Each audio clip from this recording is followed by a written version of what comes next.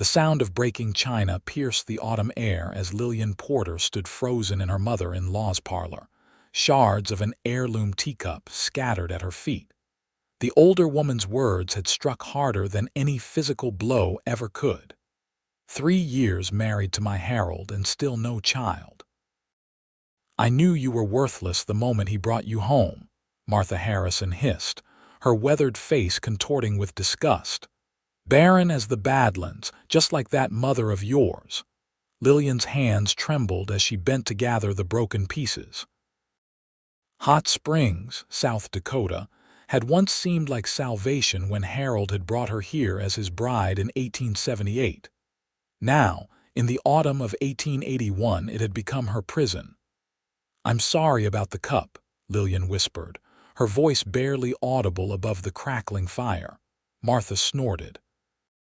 "Sorry doesn't give my son heirs, does it? That cup was worth more than you'll ever be." Harold stood in the doorway, his once kind eyes now distant and cold. "Mother's right, Lily. What good is a wife who can't give a man children?" He turned away, not bothering to help her with the broken china. "I'm heading to the saloon." The door slammed behind him, leaving Lillian alone with her tormentor. Martha Harrison's homestead sat on the outskirts of Hot Springs, a sprawling cattle ranch that Harold would one day inherit.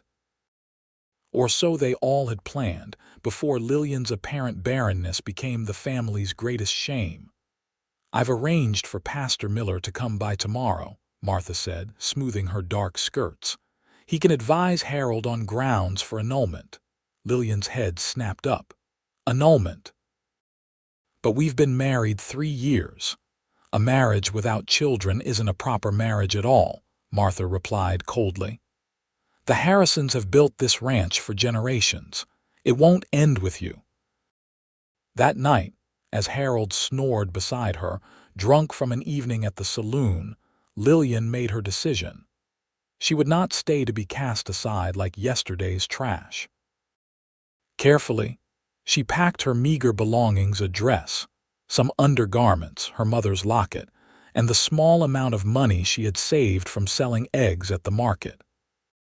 Before dawn broke over the Black Hills, Lillian Porter slipped away from the Harrison ranch, a single valise in hand and tears streaming down her face. The stagecoach wouldn't arrive until noon, but she couldn't risk waiting at the station where she might be seen. Instead, she walked toward town, her boots kicking up dust along the lonely road. The world was just beginning to awaken, birds calling to one another as the eastern sky lightened to a pale gray. Lillian had no clear destination in mind, just away from the scorn and disappointment that had become her daily bread. She had walked perhaps 2 miles when she heard hoofbeats approaching from behind. Stepping quickly off the road, she ducked behind a large boulder, praying it wasn't Harold or one of his ranch hands coming to drag her back. The rider slowed his horse, a magnificent chestnut stallion, and called out, "Hello there. No need to hide. Are you in trouble, madam?" Cautiously, Lillian peered around the boulder. The man atop the horse was a stranger to her, tall and broad-shouldered, with a cowboy hat pulled low over his eyes. He wasn't dressed like the locals, his clothes dusty but of good quality. "I'm fine," she called back, her voice betraying her nervousness. The stranger dismounted in one fluid motion, leading his horse closer but stopping at a respectful distance. "Begging your pardon, but folks who are fine don't usually hide behind rocks at daybreak." His voice carried a slight drawl that marked him as not from these parts. "Ethan Hayes, at your service." Lillian hesitated, clutching her valise tighter. "I'm waiting for the stagecoach." Ethan Hayes tilted his head, his green eyes studying her face.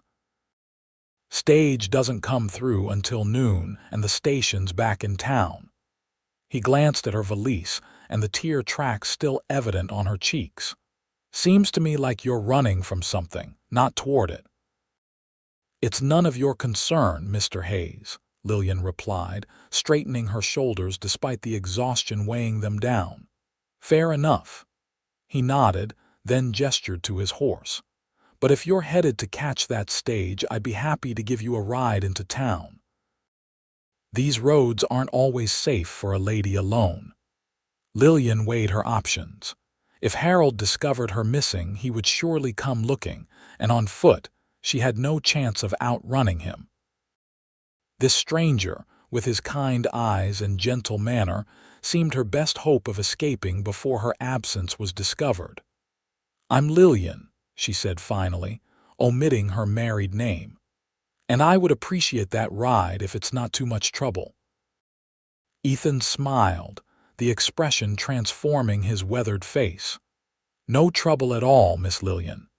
He extended his hand to help her onto his horse, then mounted behind her, keeping a respectable distance between them. "Where are you hoping that stage will take you?"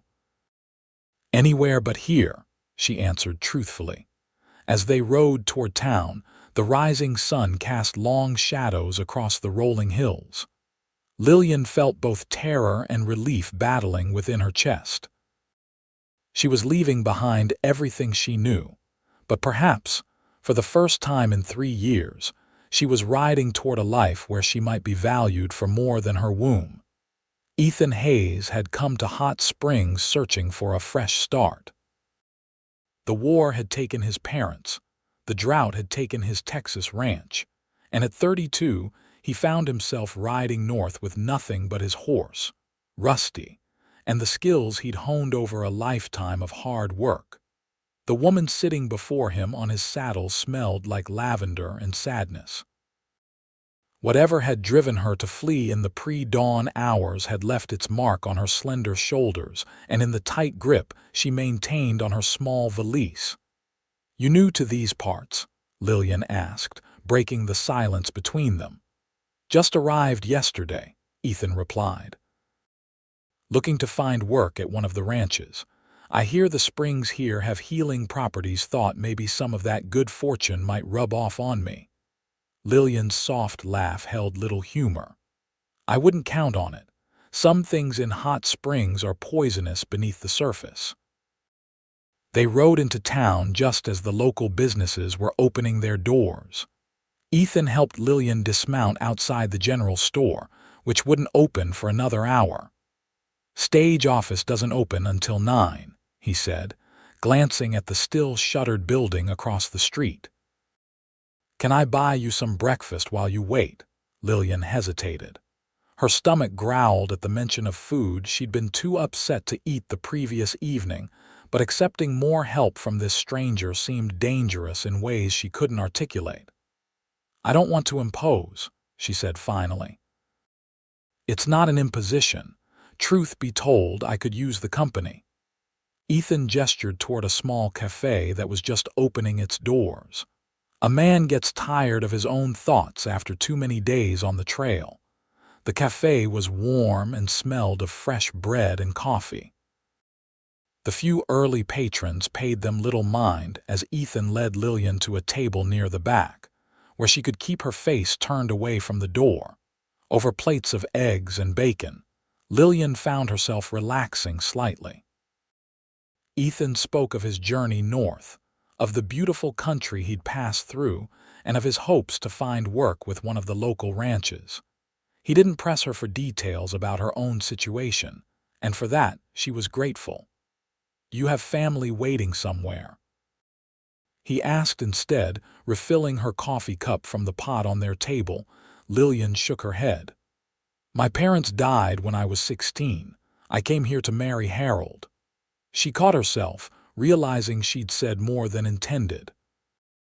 "And now you're leaving Harold," Ethan finished for her, his voice gentle and free of judgment. "Must be a compelling reason." Before Lillian could respond, the cafe door opened, and a burly man in a sheriff's uniform stepped inside. Her blood ran cold as she recognized Frank Miller, Harold's second cousin and loyal friend. "That's the sheriff," she whispered, ducking her head lower. "He's related to my husband." Ethan nodded almost imperceptibly, shifting in his seat to block her from view. "When does that stage leave?" he asked quietly. "Noon, heading south to Cheyenne, Lillian replied, her heart pounding so loudly she was certain everyone in the cafe could hear it. Finish your breakfast, Ethan instructed, his tone casual despite the tension. We'll slip out the back when he's not looking. Lillian forced herself to take a few more bites, though her appetite had vanished. Sheriff Miller was chatting with the cafe owner, his back to their table, but it would only be a matter of time before he turned around. Ready?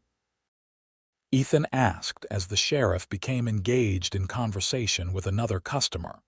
Lillian nodded, clutching her valise as they rose quietly from their seats. Ethan left coins on the table to cover their meal, then guided her toward the kitchen where a young girl was washing dishes. "Excuse me, miss," Ethan said with an easy smile. "Might we trouble you to use your back door? My friend isn't feeling well, and I'd like to get her some fresh air without parading her through the dining room." The girl looked dubious but nodded toward a door that led to an alley behind the cafe. "Just pull it closed behind you." They emerged into the alley, Ethan keeping a protective hand at Lillian's elbow. "I need to buy a ticket on that stage," she said, anxiety making her voice tremble. "But if the sheriff sees me—" "Let me help," Ethan offered. "I can purchase the ticket for you." "You can wait with Rusty behind the livery stable. It's quiet there, and no one's likely to find you." Gratitude washed over Lillian like a wave. "Why are you doing this? You don't even know me." Ethan's expression grew serious. "I know what it's like to need a fresh start, Mrs. I'm sorry, I don't know your married name." "It's Harrison," Lillian said, "but I'd rather not use it anymore." "Then you're just Lillian to me," he replied with a nod. "And I'm helping because it's the right thing to do. No one should have to stay where they're not valued." His words struck a chord so deep within her that tears sprang to her eyes. Not valued. That was precisely it. To Harold and his mother, she had become nothing more than a failed vessel, worthless without the ability to produce an heir. Ethan led her to the livery stable and settled her in a quiet corner with his horse. "I'll be back as soon as the stage office opens. Try to rest if you can." Left alone with the gentle Rusty, Lillian finally allowed herself to truly consider what she was doing. Running away with no real plan, heading to a city where she knew no one, with barely enough money to last a week. Was this madness? Perhaps. But staying meant accepting that she was indeed worthless, and somewhere deep inside, a spark of defiance refused to die. She must have dozed, for the next thing she knew, Ethan was gently shaking her awake. "Lillian," he said urgently, "there's trouble. The sheriff is asking about you at every business in town.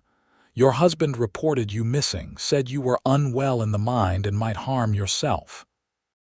Fear clutched at Lillian's throat. "That's not true. I've never been unwell." "I believe you," Ethan assured her, "but it means the stagecoach isn't safe. They'll be watching it." "What am I going to do?" Despair crept into her voice. "I can't go back, Ethan. I can't." Ethan ran a hand through his hair, thinking quickly. "I have another idea, but it would mean trusting me a great deal more than you already have." "What is it?" "I was heading north to Deadwood. I hear they're hiring hands at several ranches there, and it's far enough from here that your husband's influence wouldn't reach." He met her eyes steadily. "You could come with me. We'd travel as brother and sister to avoid gossip, and once there, you could find work as a seamstress or in one of the hotels." Lillian stared at him, weighing his offer against her alternatives. To trust a man she'd just met, to travel alone with him for days. Under normal circumstances, she would never consider it, but these were not normal circumstances. "Why would you do that?" she asked again. "Take such a risk for a stranger." Ethan's gaze was direct and honest. "Because 3 years ago, I watched my sister endure a marriage that broke her spirit piece by piece. By the time she found the courage to leave, there wasn't much left of the girl I grew up with." His jaw tightened with the memory. I promised myself I'd never stand by and watch another woman suffer if I could help. Lillian felt something shift inside her, a recognition of a shared understanding that went beyond words. What happened to your sister? She's in San Francisco now, remarried to a kind man who treats her like the treasure she is. A small smile softened his features. She writes me often. She's happy at last. Hope flickered in Lillian's chest for the first time in months. Deadwood, you said. Ethan nodded. It's a rough town in some ways, but there's opportunity there. A place where people can reinvent themselves. When would we leave? As soon as I can gather some supplies, Ethan replied. We'd need to be careful leaving town, avoid the main roads until we're well away from hot springs. Lillian took a deep breath. The logical part of her screamed that this was madness, that trusting a stranger could lead to dangers worse than those she was fleeing. But something in Ethan Hayes's steady gaze told her he was a man of his word. All right, she said finally. I'll go with you to Deadwood. The relief in his eyes surprised her. Good. Wait here with Rusty. I'll be back within the hour with supplies and another horse for you. True to his word, Ethan returned 50 minutes later leading a sturdy bay mare.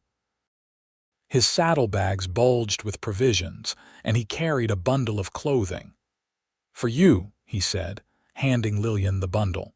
Riding clothes. They'll be more practical than your dress, and they'll make you less recognizable if anyone comes looking. Inside the bundle, Lillian found men's trousers, a flannel shirt, a vest, and a wide-brimmed hat. I can't wear these, she protested. It isn't proper. Ethan's expression remained serious. Proper won't keep you safe, Lillian. Besides, on the trail, no one will see but me, and I promise to be a gentleman. Reluctantly, Lillian retreated behind a stack of hay bales to change. The trousers felt foreign against her legs, the fabric coarse but sturdy. The shirt was too large, but she tucked it in and buttoned the vest over it. When she emerged, Ethan was adjusting the saddle on the mare. He glanced up, and something flickered in his eyes before he quickly looked away. The hat, he reminded her. Tuck your hair up under it. Lillian obeyed, gathering her long brown hair and stuffing it beneath the hat as best she could. How do I look? Like a young man who's never done a day's hard labor, Ethan replied with a hint of amusement. But it'll do until we're safely away from town. They led the horses through the back of the livery and down a narrow path that skirted behind the buildings of Hot Springs. Ethan kept them in the shadows, pausing at each intersection to ensure no one was watching before continuing. At the northern edge of town, they mounted their horses and set off at a steady pace, avoiding the main road in favor of a game trail that wound through the pine-covered hills. Only when the town had disappeared behind them did Ethan finally relax his vigilant watch. We'll follow the creek north, he explained. It's longer than taking the road, but safer. By nightfall, we should be far enough away that we can risk camping. Lillian nodded, adjusting to the feel of riding astride for the first time in her life. The mare, whom Ethan had called Penny, was gentle and responsive, seeming to sense her rider's inexperience. As they rode, Lillian found herself watching Ethan. He sat his horse with the easy confidence of a man who'd spent his life in the saddle. His profile was strong, his jaw defined beneath several days' growth of beard. She guessed him to be a few years older than her own 23 years, with lines at the corners of his eyes that spoke of both laughter and hardship. Tell me about Texas, she said as they stopped to water the horses at midday. What was your ranch like? Ethan's expression softened with memory. It wasn't much compared to some. 500 acres in the Panhandle, mostly scrub and mesquite, but it was home. My father built it from nothing, and I hope to pass it to my children someday, he shrugged. The drought had other ideas. I'm sorry, Lillian said, meaning it. To lose your home must be devastating. It was, Ethan agreed, but land is just land. The memories come with me. He glanced at her curiously. What about you? Were you from Hot Springs originally? Lillian shook her head. Denver. My father was a banker there before he died. My mother followed 6 months later. The doctor called it a fever, but I think it was a broken heart. And Harold, how did you meet him? He was in Denver on business. He courted me for 3 weeks, then asked me to marry him. Lillian's voice grew distant with the memory. I was 18, alone, working as a seamstress to survive. He seemed kind, and he promised me a good life in South Dakota. Her laugh held no humor. I didn't realize his mother was part of the bargain. They remounted and continued their journey, the conversation turning to lighter topics as they rode. Ethan told stories of his childhood in Texas, and Lillian found herself laughing for the first time in months at his tale of trying to ride his father's prized bull when he was 12. I landed face first in the only mud puddle on our drought-stricken ranch, he concluded with a grin. My mother said it was divine intervention that saved my neck and punished my pride all at once. As the sun began to sink behind the hills, Ethan led them to a small clearing beside the creek. We'll camp here tonight, he said, dismounting and helping Lillian from her horse. There's good water and enough grass for the horses, and those pines will block the wind. He moved with practiced efficiency, unsaddling the horses and setting up a small camp while Lillian gathered wood for a fire. They worked together in comfortable silence, and Lillian marveled at how natural it felt, this partnership with a man she'd known for less than a day. Once the fire was burning steadily, Ethan prepared a simple meal of beans, jerky, and biscuits he'd purchased in town. The food was plain but filling, and Lillian realized she was ravenous. "Thank you," she said as they sat beside the fire afterward. "Not just for the food, but for everything. I don't know what would have happened if you hadn't come along this morning." Ethan studied her across the flames. "Can I ask you something, Lillian? Why were you really leaving? A woman doesn't run from her husband without grave cause." Lillian stared into the fire, debating how much to reveal to this man who was still, in many ways, a stranger. But the events of the day had forged a trust between them that couldn't be explained by time alone. "I couldn't give him children," she said finally, the words bitter on her tongue. 3 years of marriage and my womb remained empty. His mother called me barren, worthless. Harold began to agree with her. She swallowed hard. "Yesterday I overheard them discussing annulment. Martha had already spoken to the pastor." Ethan's expression darkened. "And that's why you left, because you couldn't have children." "Because I became nothing more than my failure to them," Lillian corrected, her voice stronger than she expected. "Every month that passed without a child, I lost more of myself, more of Harold's regard. Eventually, there would be nothing left of me at all." "Then Harold's a fool," Ethan said quietly. "A woman is far more than her ability to bear children." Lillian looked up, startled by the conviction in his voice. His mother didn't think so. To her, I was just a vessel for continuing the Harrison line. "And what about you? Did you want children?" "Of course I did," Lillian replied, surprised by the question. "I wanted a family, a home filled with love, but month after month of disappointment. Turned what should have been a blessing into a burden," Ethan finished for her. "I'm sorry, Lillian. No one deserves to be valued so little." His understanding, offered without judgment, loosened something tight in Lillian's chest. For the first time, she allowed herself to cry openly for all she had lost, not just her marriage and home, but the dreams that had died slowly over 3 years of mounting disappointment. Ethan moved to sit beside her, offering a clean handkerchief but no empty platitudes. He simply remained present with her grief, a silent witness to the pain she had carried alone for too long. When her tears finally subsided, Lillian felt both emptied and somehow lighter. "I'm sorry," she said, wiping her face. "You didn't sign up for a weeping woman." "Nothing to be sorry for," Ethan assured her. "Sometimes tears are the only honest prayer we have left." They sat in companionable silence as the fire burned lower and the stars emerged in brilliant clarity above the pines. Finally, Ethan rose to prepare their sleeping arrangements, laying out bedrolls on opposite sides of the fire. "Try to get some rest," he said. "We have a long ride ahead tomorrow." Lillian nodded, suddenly aware of how exhausted she was.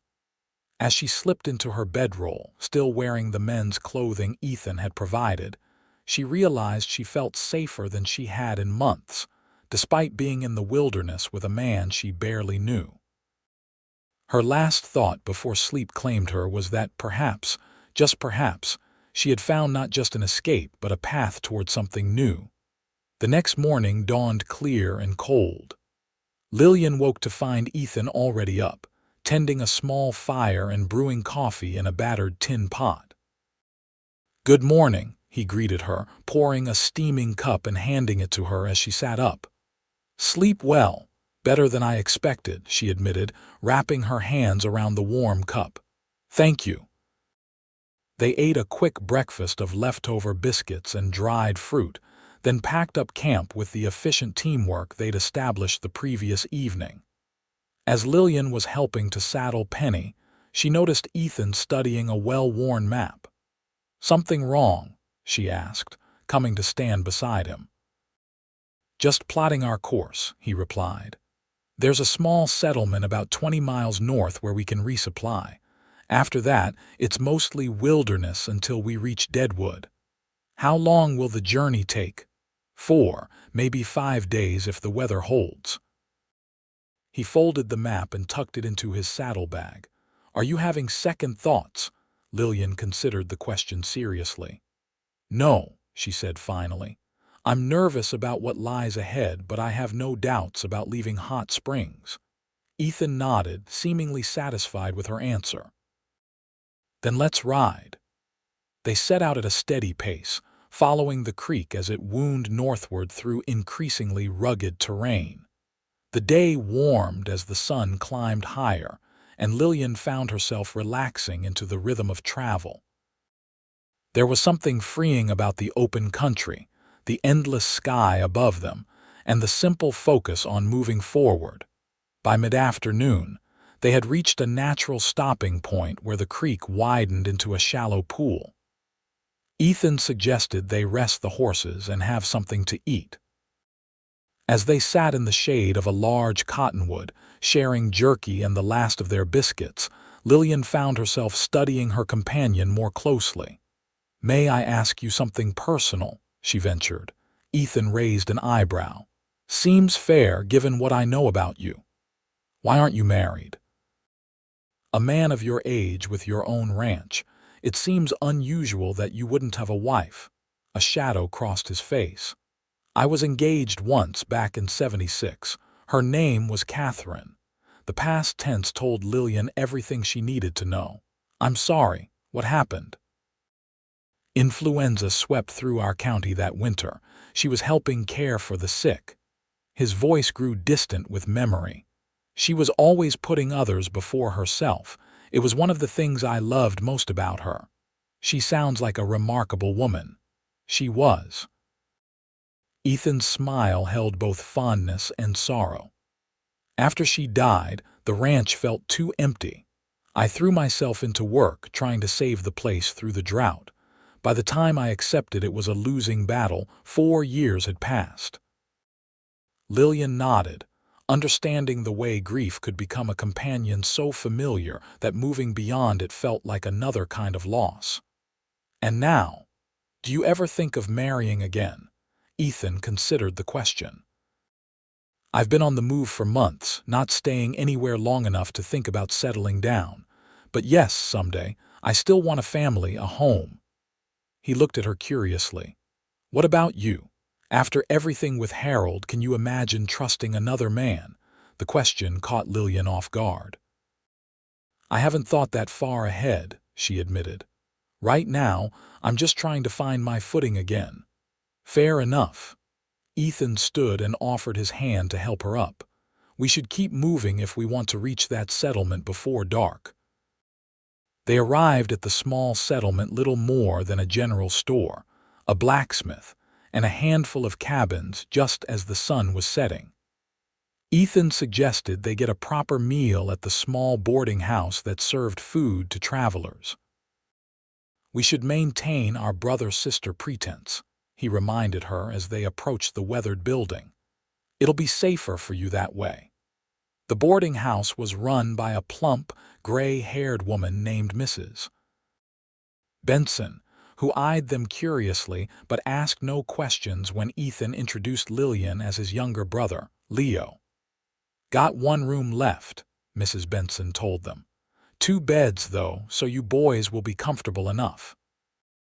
Lillian tensed at the idea of sharing a room, but Ethan smoothly accepted the arrangement. That'll be fine, madam, and we'd be grateful for whatever hot food you might have available. Dinner was a hearty stew with fresh bread, served at a long table where several other travelers were already eating. Lillian kept her hat pulled low and spoke as little as possible, letting Ethan handle any conversation that came their way. After the meal, they retired to their room where Lillian's discomfort became evident once more. I'll sleep on the floor, Ethan offered immediately. You take one of the beds. But your back will be fine, he assured her. I've slept on harder ground than this. Lillian relented, grateful for his consideration. I'll need to. That is, I should change. Ethan nodded. I'll step out for a bit, check on the horses. Take whatever time you need. When he returned 20 minutes later, Lillian was in bed, her clothes neatly folded on a chair. Her hair, freed from the confines of the hat, spread across the pillow in dark waves. Ethan averted his eyes, suddenly aware of the impropriety of their situation despite the practical necessity that had created it. All settled, he asked, focusing on arranging his bedroll on the floor. Yes, thank you. Lillian watched him prepare his makeshift bed. Are you sure you won't be uncomfortable? I'll be fine, he reassured her. Get some rest, Lillian. Tomorrow will be another long day. He blew out the lamp, plunging the room into darkness. Lillian lay awake, listening to Ethan's breathing gradually slow and deepen. The strange intimacy of sharing a room with a man who was not her husband stirred conflicting emotions. Guilt. Certainly, she was still legally married after all. But also a curious sense of safety, and more surprisingly, a flutter of something that felt dangerously like attraction. Lillian pushed the thought away firmly. Ethan Hayes had been nothing but kind and honorable. He was helping her escape a painful situation, nothing more. To read anything else into his actions would be both foolish and ungrateful. Yet as sleep finally claimed her, Lillian couldn't help wondering what it would be like to be truly valued by a man like Ethan, to be seen as more than a vessel for children, to be cherished for herself alone. The next morning brought clear skies and a brisk wind from the north. After a substantial breakfast at the boarding house, Ethan purchased additional supplies from the general store while Lillian waited with the horses, still dressed in her male disguise. The storekeeper says there's a storm coming, Ethan reported as he loaded the supplies into their saddlebags. We should make as much distance as we can before it hits. They rode hard that day, stopping only briefly to rest the horses and eat a cold lunch. The terrain grew increasingly rugged, with steep hills and narrow valleys requiring careful navigation. By late afternoon, the wind had strengthened, carrying the sharp scent of approaching rain.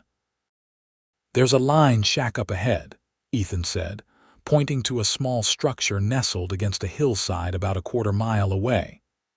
Used by ranchers when they're working cattle in these parts, it'll provide better shelter than our bedrolls if that storm breaks.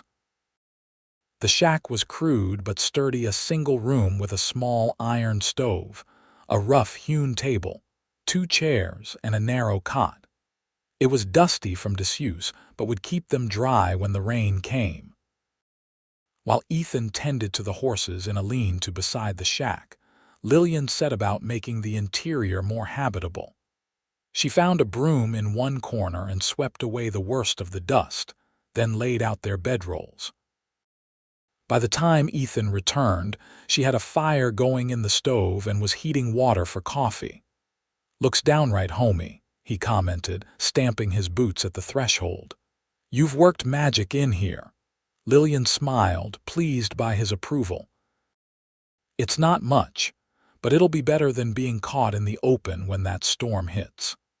As if on cue, the first heavy drops of rain began to patter against the roof.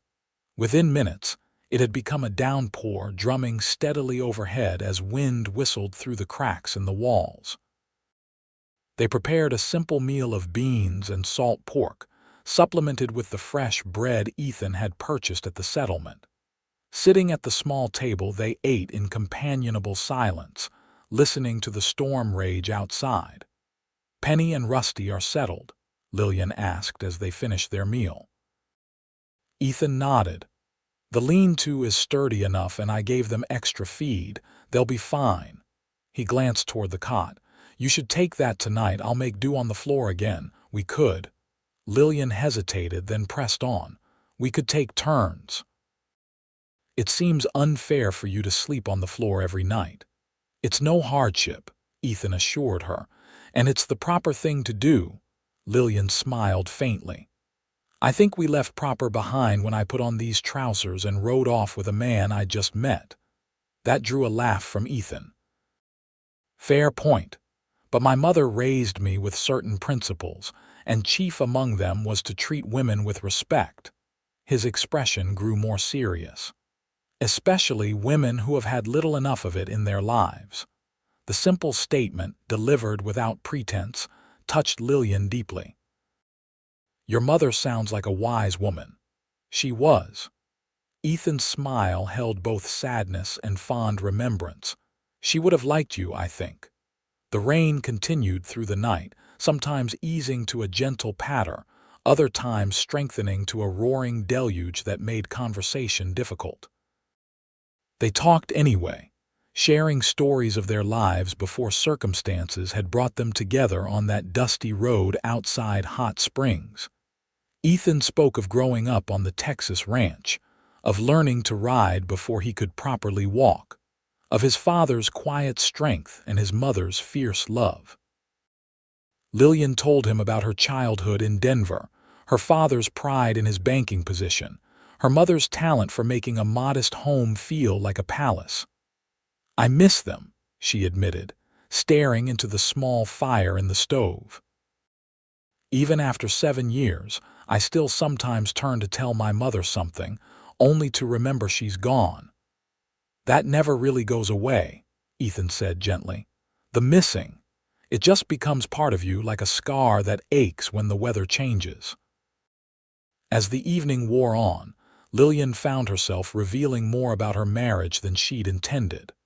The early happiness that had gradually soured as month after month passed without a pregnancy. Martha Harrison's increasing disdain, the pointed comments that became outright cruelty. Harold's slow transformation from attentive husband to disappointed accuser. "The worst part," she confided, her voice low, "was beginning to believe them. To think that perhaps I was worthless, that my only value lay in a function my body seemed unable to perform." Ethan's expression hardened. "That's the farthest thing from truth I've ever heard." "Is it?" Lillian asked, genuine uncertainty in her voice. "What is a wife's purpose if not to give her husband children?" "To be a partner," Ethan replied without hesitation. "To share joys and sorrows, to build a life together." "Children are a blessing, yes, but they're not the measure of a marriage's worth." He leaned forward, his eyes intent on hers. "And they're certainly not the measure of a woman's worth." Harold didn't see it that way. "Then Harold was a blind fool," Ethan said firmly. "You're intelligent, kind, resourceful. You have courage that would put many men to shame. Those qualities have nothing to do with whether you can bear children." Lillian stared at him, startled by the vehemence in his voice. "You hardly know me. I know enough." His gaze held hers steadily. "I know that you faced a devastating situation with dignity. I know that you chose a terrifying unknown over a secure misery. Those aren't the actions of someone who's worthless, Lillian. They're the actions of someone of immense worth who's just beginning to recognize it in herself." The rain chose that moment to intensify, drowning out any response Lillian might have made. But Ethan's words echoed in her mind as she prepared for bed, as she lay on the narrow cot listening to the storm and to Ethan's steady breathing from his place on the floor. Worth. Such a simple word, yet one that had defined her existence for the past 3 years. Worth measured in offspring never conceived, in a bloodline never continued. But what if Ethan was right? What if her worth existed independently of her ability to bear children? It was a revolutionary thought, one that both frightened and liberated her. If she wasn't defined by her barrenness, then who was she? Who could she become, freed from the constraints of Martha Harrison's judgment and Harold's disappointment? Lillian fell asleep pondering these questions, the sound of rain on the roof a steady counterpoint to the tumult of her thoughts. Morning brought clear skies and a world washed clean by the night storm. The air was crisp and cool as they set out, continuing their journey northward. The rain had softened the ground, making travel slower as the horses picked their way carefully along muddy trails. Despite the challenging conditions, Lillian found herself in good spirits. Something had shifted during their conversation the previous night. Some weight lifted from her shoulders that she hadn't fully recognized until its absence made her feel lighter. They stopped at midday beside a swollen creek, allowing the horses to drink while they ate a cold lunch of bread and cheese. Ethan spread the map on a flat rock, studying their route. "We're making good progress," he said. "Another 2 days should bring us to Deadwood, barring any more storms." Lillian nodded, trying to suppress the unexpected pang she felt at the thought of their journey ending. "What will you do once we get there?" "Find work, hopefully." Ethan refolded the map carefully. "I've heard the mining operations are always looking for men who know horses, and there are several large ranches in the area." "And me?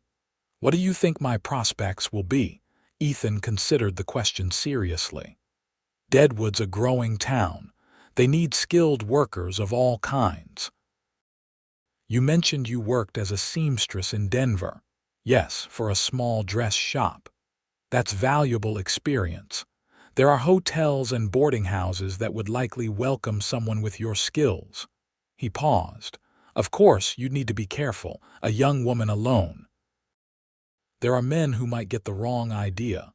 Lillian hadn't considered that aspect of her new freedom.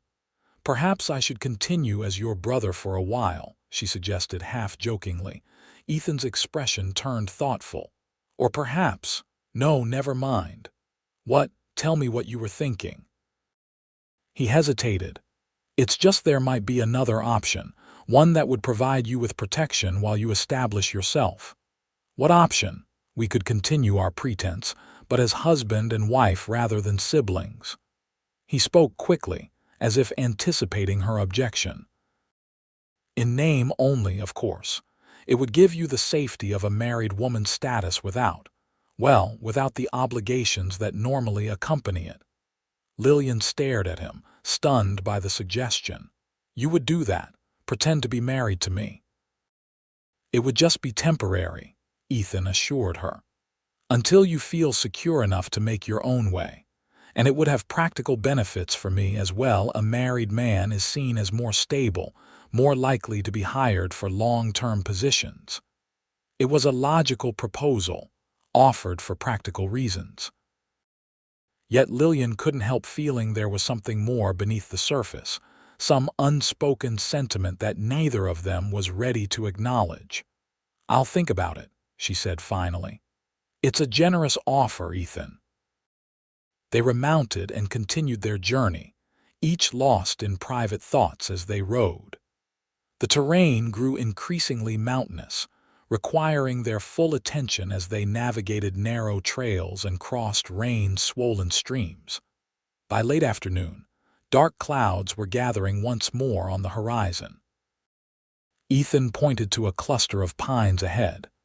"We should make camp there before the rain comes back. Those trees will give us some shelter." They worked together to establish their camp, the routine now familiar after several days on the trail together. As Lillian prepared their evening meal, she found herself watching Ethan as he cared for the horses, his gentle hands, his murmured words of encouragement to the animals, the easy strength with which he moved. A strange warmth spread through her chest, a feeling she hadn't experienced since the early days of her courtship with Harold. It both alarmed and excited her, this unwelcome attraction to a man who had shown her nothing but respect and kindness. "You're staring," Ethan observed as he approached the fire. "Do I have mud on my face?" Lillian felt heat rise to her cheeks. "No, I was just thinking about my proposal," he settled beside her, accepting the plate of food she offered. "Yes," she admitted. "It's a practical solution to a real problem. But it feels dishonest somehow to pretend to be something we're not." Ethan studied her face in the flickering firelight. "Is it the pretense that bothers you or something else?" The question was too direct, too perceptive. Lillian looked away, focusing on her plate. "I'm still married, Ethan, legally if not in my heart. To pose as your wife, even in name only, would feel like another deception," he finished for her. "I understand. It was just a thought." They ate in silence for a time, the only sounds the crackling of the fire and the distant rumble of approaching thunder. Finally, Lillian spoke again. "If I were free, truly free." She paused, gathering her courage. "If I were free, I would consider a different kind of arrangement. Not a pretense." Ethan's fork stilled halfway to his mouth. He set it down carefully on his plate. "What are you saying, Lillian?"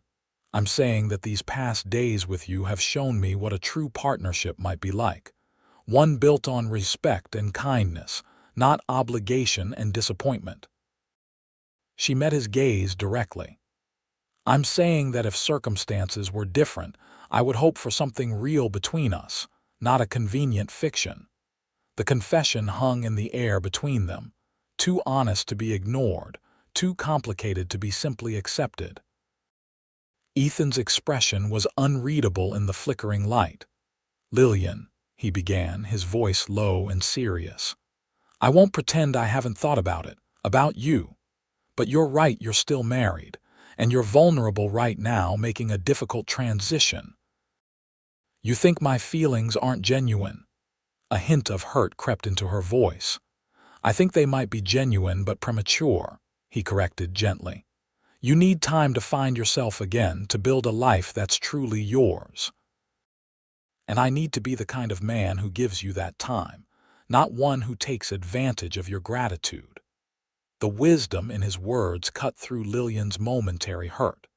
He wasn't rejecting her, he was respecting her enough to insist on the right foundation for whatever might grow between them. "You're right," she acknowledged. "I'm sorry if I made things awkward." Ethan reached across the space between them, taking her hand in his. "Nothing to be sorry for. Honesty is never something to regret, Lillian." His thumb traced a gentle circle on her palm. "And for what it's worth, I feel it too. This connection between us. But some things are worth waiting for, building properly." The first fat drops of rain began to fall, hissing as they hit the fire. Ethan released her hand reluctantly and stood to secure their camp against the impending storm. Lillian watched him work, her heart full of a complicated mixture of emotions: embarrassment at her impulsive confession, gratitude for his gentle response, and beneath it all, a growing certainty that whatever lay between them was worth nurturing carefully. They spent that night huddled beneath a hastily constructed lean-to, the rain pattering on the canvas above them. Despite the physical discomfort, Lillian felt a curious peace settling over her. For the first time in years, she was being honest with Ethan, yes, but more importantly with herself. The rain continued through the night and into the following morning, slowing their progress significantly. The trails had become muddy tracks, requiring careful navigation to avoid the horses slipping or becoming mired in the worst sections. By midday, they had covered less than half the distance they'd hoped for.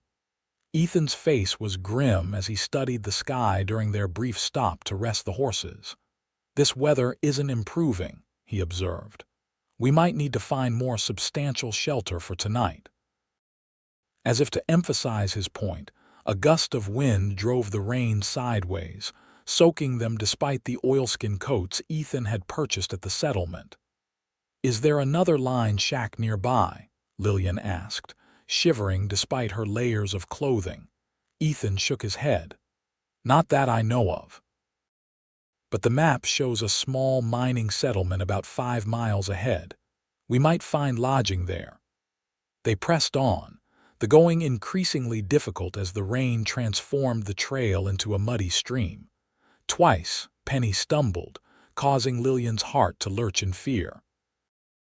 By the time the rough collection of buildings that marked the mining settlement came into view, both riders and horses were exhausted and thoroughly soaked. The settlement consisted of a dozen or so structures clustered around what appeared to be a mine entrance. Most were crude cabins, but one larger building displayed a weathered sign identifying it as the Last Chance Saloon and Boarding House. "Not exactly the Ritz Hotel," Ethan commented as they approached, "but it'll be dry and they might have hot food." He was right on both counts. The proprietor, a grizzled old miner named Silas, was happy to rent them a room and provide a hot meal for an exorbitant price that Ethan paid without complaint. "Ain't had visitors in weeks," Silas explained as he led them to a small room at the back of the building. "Storms kept most folks away. You're lucky you made it before the creek flooded." The room was tiny, containing only a double bed, a washstand, and a single chair. Lillian's eyes widened at the sight of the bed, and Ethan immediately turned to Silas. "You have another room available, one with separate beds, perhaps?" Silas shook his head. "This is it, mister. Take it or leave it." He squinted at them curiously. "You two ain't married." Before Ethan could respond, Lillian stepped forward. "We're recently wed," she said, slipping her arm through Ethan's. "My husband is just being considerate of my modesty." Silas grunted, clearly losing interest in their domestic arrangements. "Supper's at 6, kitchen closes at 7. With that, he shuffled away, leaving them alone in the small room. As soon as his footsteps faded, Ethan turned to Lillian, his expression questioning. "Recently wed?" She shrugged, a hint of color in her cheeks. "It seemed the simplest explanation, and after our conversation last night, well, I thought perhaps your suggestion had merit after all." Ethan studied her face. "Are you sure about this, Lillian? It's just a pretense," she reminded him. "For practical purposes. And right now, the most practical purpose is getting dry and warm." He nodded, accepting her decision without further question. "I'll bring in our saddlebags and check on the horses. You should change into whatever dry clothes you have left." When Ethan returned some time later, Lillian had changed into her dress, the only garment she had that wasn't soaked through, and was attempting to wring water from her sodden trousers. "The stable's barely worthy of the name," he reported, setting down their bags, "but it's dry enough. Rusty and Penny are settled with grain and fresh water." He glanced at her dress. "That's the last of your dry clothing," Lillian nodded ruefully. "Everything else is damp at best, soaked at worst. Same here." Ethan ran a hand through his wet hair. Silas says they have no facilities for drying clothes, but the saloon has a good fire. We might be able to dry some things there after supper. They made their way to the saloon portion of the building at 6 o'clock. Despite the name, the Last Chance was more of a crude dining room with a small bar at one end. Several miners sat at scattered tables, their weathered faces turning to study the newcomers with undisguised curiosity. Silas led them to a small table near the fireplace, a consideration that Lillian appreciated as she was still chilled from their long ride in the rain. The meal was surprisingly good venison stew with fresh bread and strong coffee, and the warmth of the fire gradually seeped into her tired bones. As they ate, Lillian became increasingly aware of the glances directed their way, particularly from a group of miners at a nearby table. Their attention made her uneasy, though Ethan seemed unconcerned, focused on his meal and on keeping the conversation between them flowing naturally. After they finished eating, Ethan suggested they remain by the fire for a while to get thoroughly warm before retiring. He spread their dampest clothing items on chairs pulled close to the hearth, earning a disapproving look from Silas that was quickly neutralized by the offer of additional payment for the privilege. As the evening wore on, the atmosphere in the saloon grew rowdier. More miners arrived, apparently finished with their day's work, and the consumption of whiskey increased proportionally. Lillian found herself drawing closer to Ethan as the noise level rose and the glances in their direction became more overt. Finally, one of the miners, a burly man with a thick beard and bloodshot eyes, pushed back his chair and approached their table. Ethan tensed, his hand moving subtly toward the pistol at his hip. "You folks heading to Deadwood?" the miner asked, his words slightly slurred. "That's right," Ethan replied evenly. "Roads washed out north of here," the man informed them. "Creek's risen 6 feet since yesterday. You won't be going anywhere for at least a few days." Ethan's expression remained neutral, but Lillian could see the concern in his eyes. "Appreciate the information," he said. "Is there another route?" The miner shook his head. "Not unless you want to add 50 miles to your journey, and even the long way might be impassable with all this rain." He swayed slightly, his gaze shifting to Lillian. "Pretty wife you got there." "Ain't seen a woman that wasn't Widow Jenkins in months." "Thank you for the road information," Ethan said firmly, standing up. "I think we'll turn in now. Been a long day." He gathered their now dry clothes and guided Lillian toward the door with a protective hand at the small of her back. They could feel the miner's eyes following them as they left the saloon and made their way to their room. Once inside with the door closed and locked, Ethan released a long breath. "I don't like the situation here," he admitted. "Too many men, too much whiskey, and not enough civilization." Lillian nodded, her own unease evident. "Do you think that man was telling the truth about the road?" "Unfortunately, yes. I could see the creek from the stable. It's well over its banks already." Ethan ran a hand through his hair. "We're stuck here for at least a day or two, maybe longer." The implications of that statement hung in the air between them. They would be confined to this tiny room with its single bed for an indefinite period, their pretense of marriage the only protection against the curiosity and potential ill intentions of the miners. Ethan broke the awkward silence. "I'll sleep on the floor," he said, reaching for his bedroll. "Don't be ridiculous," Lillian countered. "The floor is filthy and you're exhausted. The bed is large enough for both of us." At his raised eyebrow, she added, "We can maintain proper boundaries. I trust you, Ethan." He studied her face for a long moment, then nodded. "Very well, but if you change your mind at any point, I won't." They prepared for bed with careful choreography, each taking turns to use the washstand while the other looked away. Finally, They extinguished the lamp and slipped under the covers, leaving as much space between them as the narrow mattress allowed. Lillian lay rigid on her side of the bed, intensely aware of Ethan's presence beside her. Despite the impropriety of their arrangement, she found herself comforted by his solid presence, the sound of his breathing in the darkness a reassurance against the strangeness of their surroundings. "Ethan," she whispered after several minutes of silence. Thank you for everything." In the darkness, she felt his hand find hers, his fingers warm and strong as they closed around her own. "Get some rest, Lillian. Tomorrow will bring its own challenges."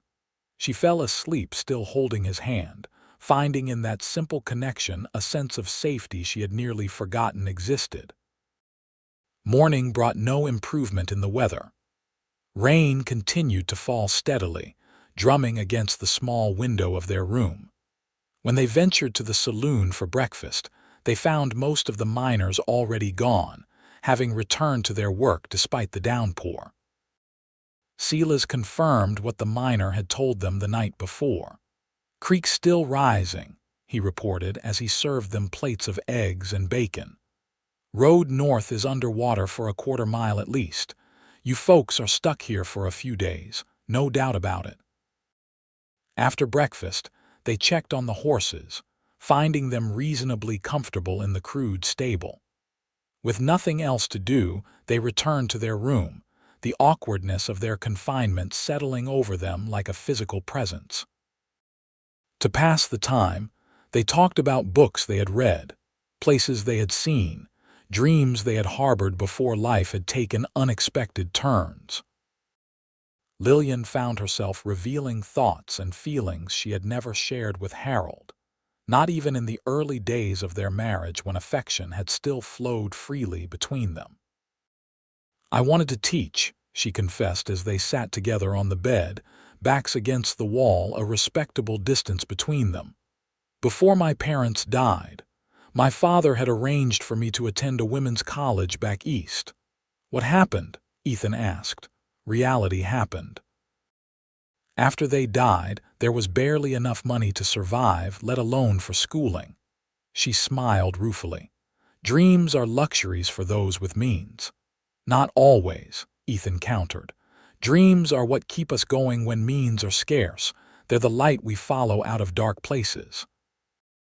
"Is that why you're heading to Deadwood, following a dream?" He considered the question. "I suppose I am. A dream of rebuilding what was lost, of creating something lasting." His gaze met hers. "What about you, Lillian? What dream are you following now?" "I'm not sure I have one yet," she admitted. "For so long my dreams were tied to Harold, to the family we would build together. When that crumbled, I was just running away. I haven't had time to think about what I might be running toward. And now," Lillian looked down at her hands, "now I think perhaps I want to find out who I am when I'm not defined by someone else's expectations. Not a daughter, not a wife, not a failed mother, just Lillian." Ethan's smile was warm with understanding. "That sounds like a worthy dream to me." The day passed slowly, their conversation ebbing and flowing naturally. By evening, the constant rain had created a sense of intimacy between them, a bubble of shared experience that separated them from the world outside their small room. Supper in the saloon was a repeat of the previous night, though the miners seemed to have accepted their presence and paid them less attention. Afterward, they lingered by the fire, reluctant to return to the confines of their room despite the increasing rowdiness of the other patrons.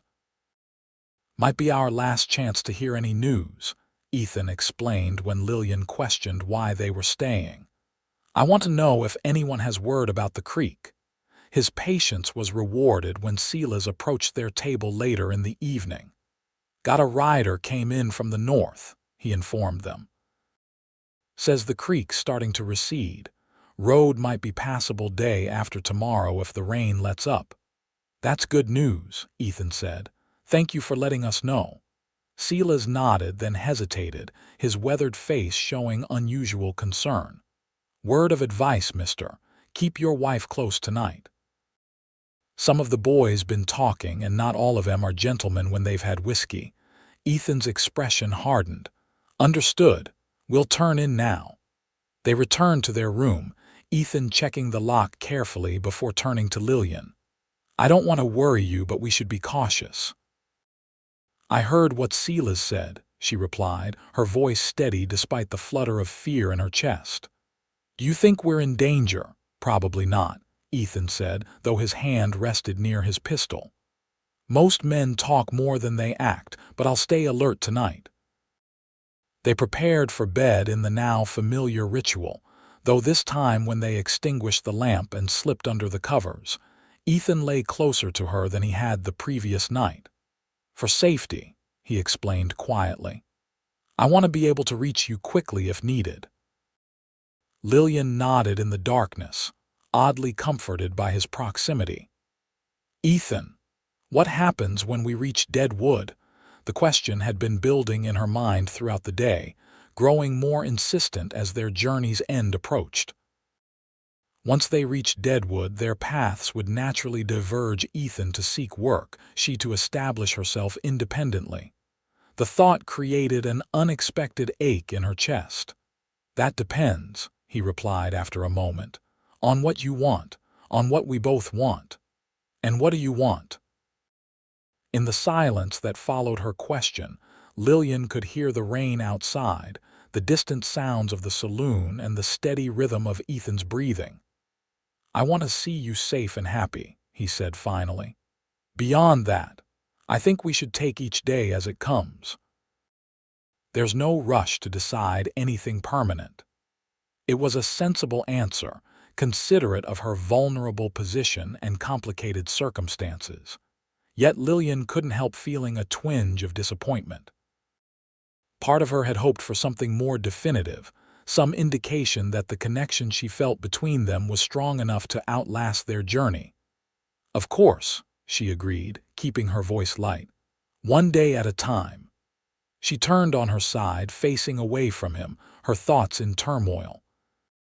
Sleep seemed impossible with Ethan so close yet emotionally distant, with the future so uncertain, with the sounds of drunken miners occasionally penetrating the thin walls of their room. Then she felt Ethan's hand, gentle on her shoulder. "Lillian," he said softly. "I didn't say what I really want because I don't have the right to ask it of you. Not yet." She turned back to face him, though in the darkness she could barely make out the outline of his features. "Tell me anyway."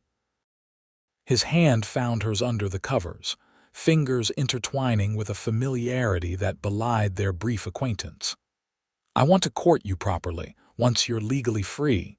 I want to give you time to find yourself, as you said, but I also want to be part of what you find." His voice dropped lower. "I want to prove to you that you're worth everything to me, not for what you can give or do, but simply because you're Lillian." The words, so different from anything Harold had ever said to her, sent a warm current through Lillian's body. "Even if I'm barren, even if I can never give you children." "Even then," Ethan confirmed without hesitation. "Family can take many forms, Lillian, and a life with you would be rich regardless." She didn't realize she was crying until she felt Ethan's thumb gently brushing tears from her cheek. "No one has ever said anything like that to me before," she whispered. "Then no one has truly seen you," he replied simply. In the darkness of that small room, with rain pattering against the window and danger potentially lurking outside their door, something shifted between them, a recognition of possibilities, a promise not yet spoken but nonetheless real. Lillian fell asleep with Ethan's hand still holding hers, his words echoing in her mind. "You're worth everything to me." The following day brought a break in the rain, though the skies remained overcast. When they checked with Silas after breakfast, he confirmed that the creek was receding, but advised them to wait another day before attempting the journey north. "Road'll be mud soup," he warned. "Better to let it drain a bit." They spent the day in a curious limbo, their relationship altered by the previous night's conversation, yet constrained by their circumstances. They took a short walk around the mining settlement, grateful for fresh air after their confinement. The crude collection of buildings looked even less appealing in daylight, but the surrounding mountains held a rugged beauty that reminded Lillian of how far she had come from the stifling parlor of Martha Harrison's home. "It's strange," she commented as they stood looking north toward where Deadwood lay beyond the mountains. "A week ago, I couldn't imagine a future beyond my marriage. Now I can hardly remember what it felt like to be that person." Ethan studied her profile against the gray sky. "Do you regret leaving?" "Not for a moment," she replied without hesitation. "Even with all the uncertainty ahead, I feel more myself than I have in years." That evening, the atmosphere in the saloon was more subdued, many of the miners having departed once the rain stopped. Lillian and Ethan ate their supper quietly, discussing their plans to leave early the following morning. "We'll need to be careful on the road," Ethan cautioned. "The mud will make traveling slow and there might be washouts, but if we take it steady, we should reach Deadwood by nightfall." They retired early, both aware that this might be their last night in such intimate proximity. The knowledge created a tension between them, an awareness of boundaries that had been respected but might soon become unnecessary. As they lay side by side in the darkness, Lillian found herself thinking about the future that awaited them in Deadwood. Would Ethan truly court her once they arrived? Or would the practical realities of establishing themselves in a new place create distance between them? "You're thinking very loudly," Ethan observed, his voice soft in the darkness. Lillian smiled despite herself. "Just wondering what comes next." "First, we reach Deadwood safely," he replied.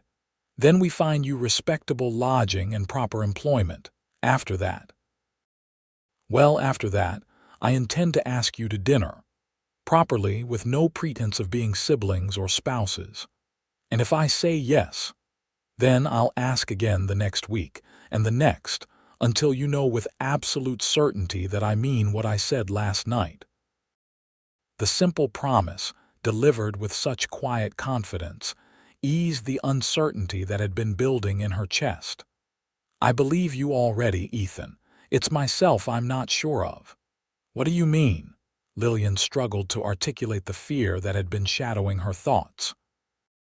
"What if, when we reach Deadwood, when we're not thrown together by circumstance? What if this connection between us fades? What if it's just the product of unusual conditions, like a desert flower that blooms only after rain?" Ethan was quiet for a moment, considering her words. "That's a valid fear," he acknowledged. "I've had similar thoughts, but I think what's grown between us is more substantial than that. It's not just proximity or circumstances, it's recognition." "Recognition of kindred spirits," he explained, "of compatible souls." "I recognized something in you that first morning on the road, Lillian. Something I've been looking for without realizing it, and that kind of recognition doesn't fade when circumstances change." His certainty was both comforting and intimidating. What if he was wrong? What if she disappointed him as she had disappointed Harold? "I'm still married," she reminded him, voicing the most concrete of her concerns. "And divorce. It's not easily obtained, especially on the grounds I would have."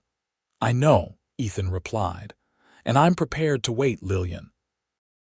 For however long it takes, some things are worth waiting for." In the darkness, she found his hand and squeezed it gently, unable to put into words the emotions his patience and understanding evoked in her. They fell asleep that way, hands clasped between them, a simple connection that somehow seemed more intimate than any physical embrace could have been. Morning brought clear skies at last. the sun rising over the mountains to reveal a landscape washed clean by days of rain. They rose early, packed their few belongings, and prepared the horses for the journey ahead. Silas provided a hearty breakfast and a crude map showing the best route to avoid the worst of the flooding. "Road gets better about 10 miles north," he informed them. "Once you're past Wolf Creek, you're on high ground most of the way to Deadwood." They set out just as the sun cleared the eastern mountains, the air crisp and cool with the promise of a fine day ahead. The road was indeed treacherous in places, mud sucking at the horses' hooves and requiring careful navigation around washouts where the rain had carved new channels across their path. Despite these challenges, they made steady progress, their spirits buoyed by the sunshine and the knowledge that their journey was nearing its end. By midday, they had reached the higher ground Silas had mentioned, the road becoming firmer underfoot as it wound through pine-covered hills. They stopped for a brief lunch beside a small stream, allowing the horses to rest and drink. As they sat in companionable silence, Lillian found herself studying Ethan's profile against the backdrop of the Black Hills. In just a week, this man had become more important to her than she would have thought possible. The prospect of reaching Deadwood, which had once represented freedom and opportunity, now carried with it a strange anxiety, the fear that their arrival would somehow disrupt the delicate understanding that had grown between them. "You're doing it again," Ethan observed, glancing her way with a smile. "Thinking too hard." Lillian returned his smile ruefully. "It's a habit I've never been able to break. No need to break it. Just share those thoughts occasionally, so they don't wear grooves in your mind from circling too long." His easy perception of her inner state was still surprising to her. Harold had never noticed her moods unless they directly affected him, and even then, he had shown little interest in understanding their causes. "I was thinking about Deadwood," she admitted. "About what awaits us there. Having second thoughts. Not about leaving Hot Springs," she clarified. "Never that, but about us, what we might become to each other." Ethan turned to face her fully. "Tell me your concerns, Lillian, plainly." She appreciated his directness, the way he never tried to dismiss or minimize her feelings. "I'm afraid that once we're in Deadwood, once we're established in separate lives, I'm afraid you'll see me differently. That without the shared adversity of this journey, whatever has grown between us might wither." Ethan considered her words carefully before responding. "That's a natural fear. But I think you're overlooking something important." "What's that?" "That what has grown between us has done so despite obstacles, not because of them. Despite your marriage, despite the propriety we've tried to maintain, despite all the practical reasons we should remain simply travel companions." His gaze held her steadily. "That suggests to me that what we feel is genuine, not a product of circumstance." His logic was sound, yet Lillian's doubts persisted. "But in Deadwood, there will be other women, unmarried women, women without my complications." "I don't want other women," Ethan stated simply. "I want you, Lillian Porter, with all your complications and history and fears. I want the woman who had the courage to walk away from certainty toward an unknown future. I want the woman who can spend 4 days in a mining camp and still maintain her dignity and grace." The conviction in his voice silenced her doubts, at least momentarily. She reached across the space between them, taking his hand in hers. "Thank you for seeing me, the real me." "It's not hard to see what shines so brightly," he replied, bringing her hand to his lips in a gesture that was both chivalrous and intimate. They resumed their journey soon after, the horses refreshed, and the road ahead clearer than it had been that morning. As they rode, Lillian found her spirits lifting with each mile that brought them closer to Deadwood. Whatever uncertainties the future held, she would face them with the newfound strength that came from being truly seen and valued. Late afternoon found them cresting a ridge that offered their first view of Deadwood Gulch spread below them, a bustling settlement nestled in a narrow valley. Smoke rising from dozens of chimneys against the backdrop of pine-covered mountains. "There it is," Ethan said, reining Rusty to a halt beside her. "Deadwood, our new beginning." Lillian studied the town that would become her home, feeling a curious mixture of trepidation and anticipation. It was larger than she had expected, with substantial buildings lining the main street and smaller structures climbing the surrounding hillsides. "It's beautiful in its way," she observed. "Wild but full of possibility." Ethan nodded. "That's what drew me north, the chance to build something new." They descended into the valley as the sun began to sink behind the western mountains, casting long shadows across the gulch.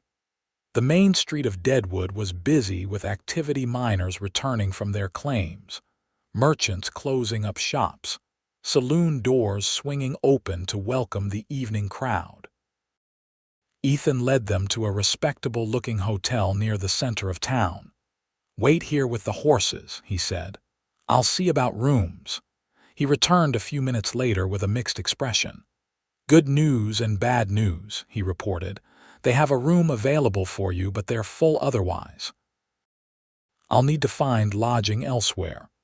Lillian felt a pang of disappointment at this immediate separation, but nodded her understanding. "At least we've arrived safely. That's what matters."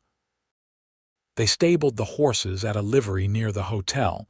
Then Ethan helped Lillian carry her few belongings to her room. It was small but clean, with a narrow bed, a washstand, and a small window overlooking the main street. "It's perfect," Lillian said, setting down her valise. "A fresh start." Ethan lingered in the doorway, reluctance evident in his stance. "I should go find my own lodging before it gets too late." "Of course." Lillian smoothed her skirts nervously. Will I see you tomorrow?" "Wild horses couldn't keep me away," he promised. "I'll come by in the morning. Perhaps we can explore the town together, see about employment opportunities for both of us." The practical reminder of why they had come to Deadwood to build new lives for themselves grounded Lillian in reality after the emotional intensity of their journey. "That would be wonderful," she agreed. "And Ethan, thank you again, for everything." He stepped fully into the room then, closing the distance between them with 2 long strides. His hands came up to frame her face, his touch gentle as his thumbs traced the curve of her cheekbones. "Lillian Porter," he said softly, "you are worth everything. Don't ever forget that." Then he bent and pressed his lips to hers in a kiss that was both tender and reverent. It lasted only a moment, but in that brief connection, Lillian felt the promise of all that might lie ahead, not just passion, but partnership, not just affection, but deep, abiding love. When Ethan drew back, his eyes were warm with emotion. "Until tomorrow," he said, his voice husky. After he left, Lillian stood in the middle of her small room, fingers pressed to lips that still tingled from his kiss. For the first time in years, the future before her seemed filled with possibility rather than dread. Whatever challenges lay ahead her still existing marriage, the difficulties of establishing herself in a new town, she would face them with the knowledge that she was valued for herself alone, worth everything. The words echoed in her mind as she prepared for bed, a counterpoint to the worthless that had been branded into her heart by Martha Harrison's cruelty. Perhaps, in time, she would fully believe Ethan's assessment rather than her mother-in-law's. For now, it was enough to know that someone saw value in her beyond her ability to bear children. It was a beginning not just of a new life in Deadwood, but of a new understanding of her own worth. The morning brought sunshine streaming through her small window, waking Lillian earlier than she had intended. After washing and dressing carefully in her one good dress, she ventured downstairs to the hotel's dining room for breakfast. The room was half full, mostly with men in business attire rather than miners' rough clothing. Heads turned as she entered, and Lillian felt a moment of self-consciousness before straightening her shoulders and proceeding to a small table near the window. She had just been served coffee when Ethan appeared in the doorway, his tall figure easy to spot as he scanned the room for her. He had clearly made an effort with his appearance. His clothes were clean if somewhat worn, his hair neatly combed, his face freshly shaved. The sight of him sent a warm flutter through her chest. "Good morning," he greeted her, taking the chair opposite hers. "I hope you slept well." "Better than I expected," Lillian admitted. "And you, did you find suitable lodging?" "A boarding house 2 streets over," he replied. "Nothing fancy, but clean and respectable. And the landlady serves a decent breakfast." Their conversation was interrupted by the waitress arriving to take Ethan's order. Once she had gone, he leaned forward, his expression eager. "I've already been making inquiries this morning," he told Lillian. "There's a ranching operation north of town looking for an experienced horseman. I'm meeting with the foreman this afternoon." "That's wonderful," Lillian said, genuinely pleased for him. "It sounds perfect for your skills." "And for you," Ethan continued. "I heard that Mrs. Ellison, who runs the Grand Central Hotel, is looking for a seamstress. Apparently, their previous one left to get married last month." The thoughtfulness of his efforts on her behalf touched Lillian deeply. "Thank you for thinking of me." "Always," he replied simply, his gaze holding hers across the table. After breakfast, they set out to explore Deadwood together. The town was even more vibrant by daylight, with businesses of all kinds lining the main street. Saloons and hotels, yes, but also dry goods stores, a milliner, a bank, and even a small theater advertising refined entertainment for ladies and gentlemen. "It's more civilized than I expected," Lillian commented as they walked. "From the stories one hears, I thought it would be nothing but saloons and gambling halls." "Those are here too," Ethan said with a smile, gesturing toward the noisier end of the street. "But Deadwood's growing up. There are families here now, churches, even a school." They made their way to the Grand Central Hotel, an imposing 3-story building that clearly catered to Deadwood's more affluent visitors. Inside, the lobby was elegantly appointed with leather chairs, potted palms, and a polished reception desk. Mrs. Ellison, the proprietress, was a formidable woman in her 50s with silver-streaked hair and shrewd eyes that assessed Lillian carefully when Ethan explained the purpose of their visit. "You have experience as a seamstress, you say?" she asked, her tone brisk but not unfriendly. "Yes, madam. I worked for Madame Renault's dress shop in Denver for 2 years," Lillian replied. "I'm proficient in all kinds of ladies' garments and can do basic alterations for gentlemen as well." Mrs. Ellison nodded, seemingly impressed. "We have many guests who arrive needing repairs after long journeys, and some of our more permanent residents require regular attention to their wardrobes. The mining operations bring in wealthy investors who expect a certain standard of service." She studied Lillian for another moment, then made her decision. "I can offer you room and board here at the hotel, plus a small salary. You would have your own workroom off the lobby, and guests would come to you directly with their needs."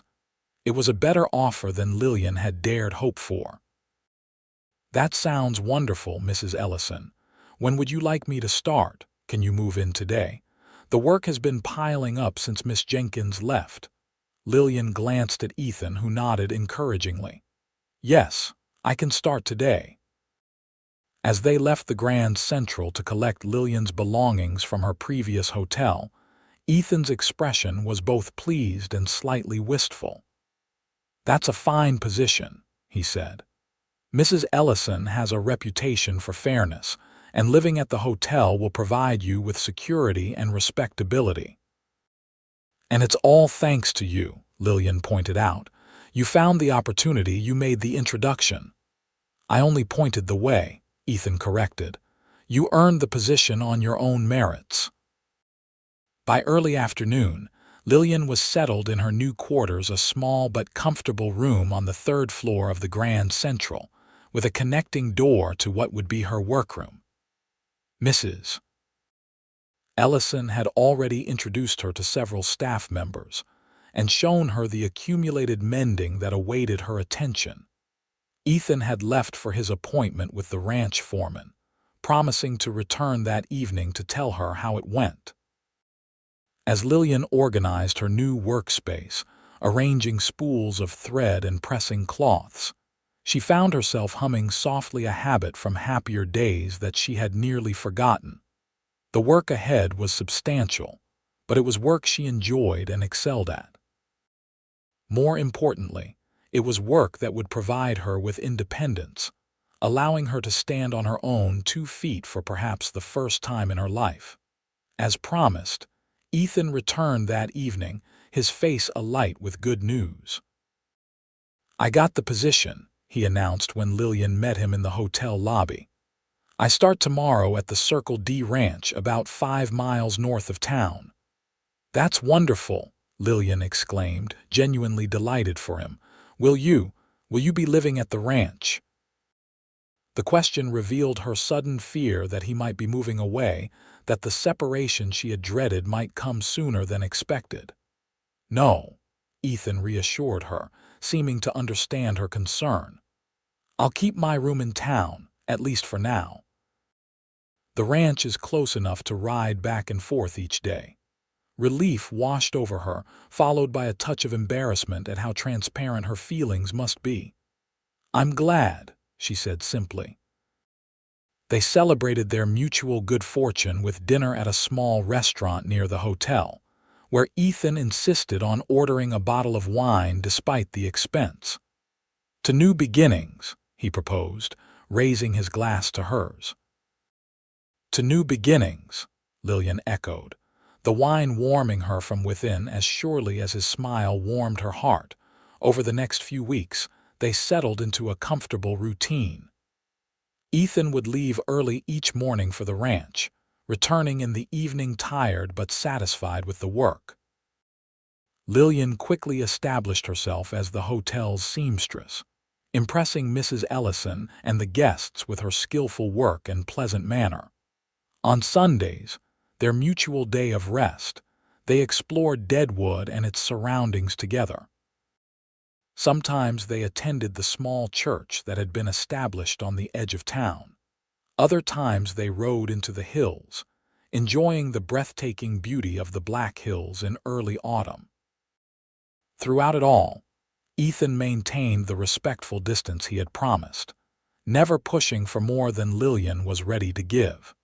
Their relationship existed in a curious limbo, more than friendship, yet constrained by her still existing marriage. They shared meals, conversations, and increasingly, confidences, but Ethan had not repeated his kiss from that first night in Deadwood. Lillian found herself thinking of that kiss often, wondering when or if it might happen again. The certainty of Ethan's feelings for her was evident in his consistent presence, in the way his eyes followed her movements, in the small kindnesses he performed without drawing attention to them. Yet he seemed determined to court her with patience and propriety, despite the unusual circumstances of their relationship. It was during their 6th week in Deadwood that the letter arrived. Lillian was working in her sewing room when Mrs. Ellison appeared at the door, an envelope in her hand. "This came for you on today's stage," she said, her expression curious. "From Hot Springs." Lillian's heart lurched painfully. Only one person in Hot Springs knew her whereabouts, Sheriff Miller, to whom she had sent a brief note shortly after arriving in Deadwood, explaining that she had left willingly and was not in danger, hoping to prevent any manhunt for her kidnapping. With trembling fingers, she took the envelope from Mrs. Ellison. "Thank you," she managed, waiting until the older woman had left before breaking the seal. The letter was brief, written in the sheriff's blunt hand. "Miss Porter, your husband Harold Harrison died 3 days ago from injuries sustained in a fall from his horse. As you are his widow, your presence is requested to settle his affairs. The funeral will be held on October 15th. Frank Miller, Sheriff Lillian read the words 3 times before their meaning fully penetrated her shock. Harold dead. Her husband dead. The man she had fled from, the man whose disappointment had shaped 3 years of her life gone. She was a widow. The realization brought a complex surge of emotions, grief, certainly, for the man Harold had once been, and for the marriage that had begun with such hope. Relief, which she immediately felt guilty for experiencing. And beneath it all, a dawning recognition of what this meant for her future. She was free. When Ethan arrived at the hotel that evening, he found Lillian waiting in the lobby, her face pale and her expression troubled. "What is it?" he asked immediately, concern evident in his voice. "Has something happened?" Wordlessly, she handed him the letter. He read it quickly, his expression shifting from concern to surprise and finally to a carefully neutral mask that revealed nothing of his thoughts. "I'm sorry, Lillian," he said, returning the letter to her. "Whatever your feelings toward him now, I know you once cared for Harold." His consideration for her potential grief, even for a man who had treated her poorly, only reinforced Lillian's growing certainty that Ethan Hayes was the most genuinely good man she had ever known. "I did care for him once," she acknowledged, "and I'm sorry for his death. No one should die so young." She took a deep breath. "But I won't pretend a grief I don't fully feel. What I feel most strongly is free." Ethan studied her face. "And what will you do with that freedom?" It was the right question, not pushing for commitments or declarations, but simply asking what she wanted now that the future was truly her own to shape. "First, I need to return to Hot Springs," Lillian said, having thought this through carefully since receiving the letter. "Not for the funeral that will be over before I could arrive, but to settle Harold's affairs properly. I owe him that much, at least." Ethan nodded, understanding in his eyes. "When will you leave?" "On tomorrow's stage, if there's space." She hesitated, then added, "I would welcome your company if you could spare the time from your work." The request was bold, perhaps improper given her newly widowed status, but Lillian found she didn't care about propriety. Ethan had been her strength when she fled Hot Springs. She wanted him beside her when she returned to face the ghost she had left behind. "I'll speak to Mr. Donovan tonight," Ethan said without hesitation, referring to the ranch owner. "I'm sure he can spare me for a week or 2. This is important." His immediate acceptance of her need, without questions or conditions, reinforced what Lillian had come to know about this man. He supported her not because he sought to control her, but because he valued her independence and wanted to help her maintain it. "Thank you," she said simply. The journey back to Hot Springs was the reverse of their flight northward, though this time they traveled by stagecoach rather than on horseback. The autumn weather had turned cooler, the trees along their route displaying brilliant colors of gold and crimson against the evergreen pines. They spoke little during the journey, each lost in private thoughts about what awaited them in Hot Springs. Lillian found herself staring out the window, remembering the desperate woman who had fled along these same roads just 2 months earlier. How different she felt now, stronger, more certain of herself, no longer defined solely by her relationship to a man. When the stagecoach rolled into Hot Springs late on the second day, Lillian felt a curious detachment as she gazed at the familiar buildings. This place that had once been her home now seemed like a town from a half-forgotten dream, significant but no longer central to her existence. They took rooms at the hotel's separate rooms, with Ethan insisting on propriety despite Lillian's newly widowed status. "People will talk enough about your return," he pointed out. "No need to give them additional ammunition." The next morning, Lillian dressed carefully in her best dress, one she had made herself from fabric purchased with her earnings in Deadwood. Black would have been traditional for a widow, but she had no black clothing and refused to pretend a depth of mourning she did not feel. Ethan accompanied her to the bank, where Harold's affairs were being managed by Mr. Peterson, the same banker who had once looked at her with pity when she tried to open an account of her own and been refused without her husband's permission. "Mrs. Harrison," Peterson greeted her, his tone formal but not unkind. "My condolences on your loss." "Thank you," Lillian replied simply, taking the chair he offered. Ethan remained standing behind her, a silent support as the banker explained Harold's financial situation. The ranch had been mortgaged heavily in recent months, apparently to cover gambling debts that Harold had kept hidden. After settling those debts, there would be little left beyond the house in town and a small sum of money. "And as his widow, it all passes to you," Peterson concluded. "Though I should mention that Mrs. Harrison Sr. has contested the will. She claims that your absence constitutes abandonment and therefore you should not inherit." Lillian had expected this. Martha Harrison would never willingly see her son's property pass to the daughter-in-law she had despised. "And what is your opinion on her claim, Mr. Peterson?" The banker cleared his throat uncomfortably. "Legally, her position is weak. You were still legally married at the time of Mr. Harrison's death, and there had been no formal separation or divorce proceedings initiated." "Then I will inherit as the law provides," Lillian stated firmly. "Yes, madam. However, there is the matter of your companion." Peterson glanced uncertainly at Ethan. "Mrs. Harrison Sr. has made certain allegations about the nature of your departure from Hot Springs and your subsequent arrangements." Anger flashed through Lillian, hot and unfamiliar. "Mr. Peterson, I left Hot Springs because my mother-in-law and husband were planning to have our marriage annulled on the false grounds of my barrenness.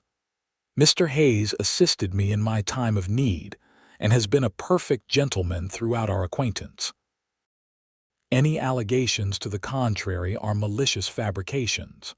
Her vehemence seemed to surprise the banker, who nodded quickly.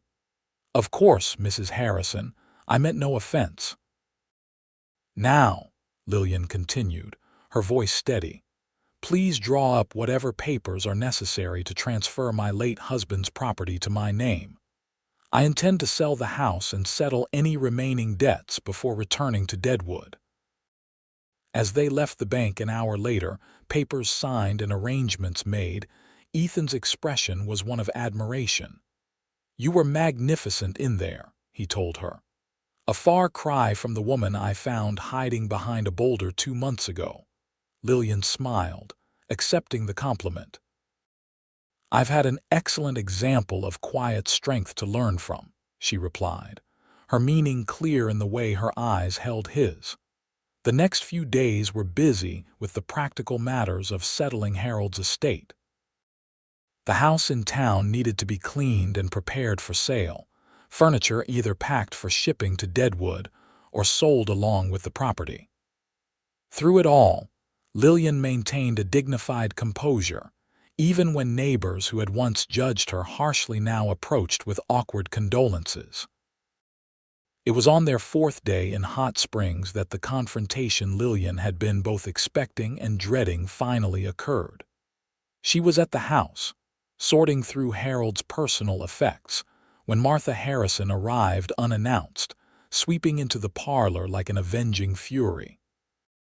"So you've come back to claim what isn't rightfully yours," the older woman spat, her face twisted with grief and anger. My son not yet cold in his grave, and here you are, sorting through his belongings like a vulture.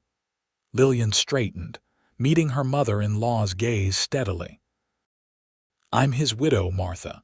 Everything I'm doing is both legal and proper. Proper? Martha's laugh held no humor. There's nothing proper about you, girl, running off with another man while still married to my Harold. Living in sin in Deadwood while my son worked himself to death trying to save the ranch.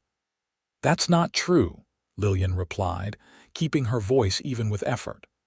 I left because you and Harold had decided I was worthless without a child. Because you were planning to cast me aside after 3 years of marriage. And weren't you worthless? Martha demanded.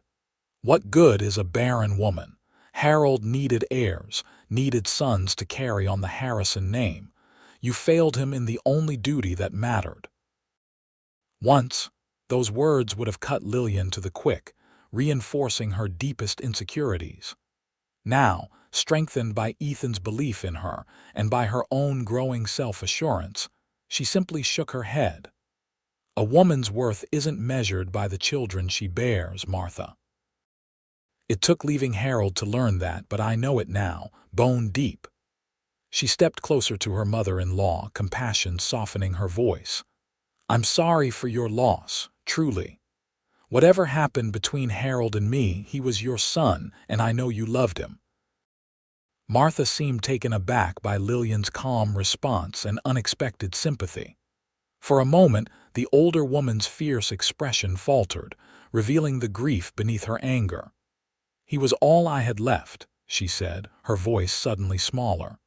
His father's been gone 15 years.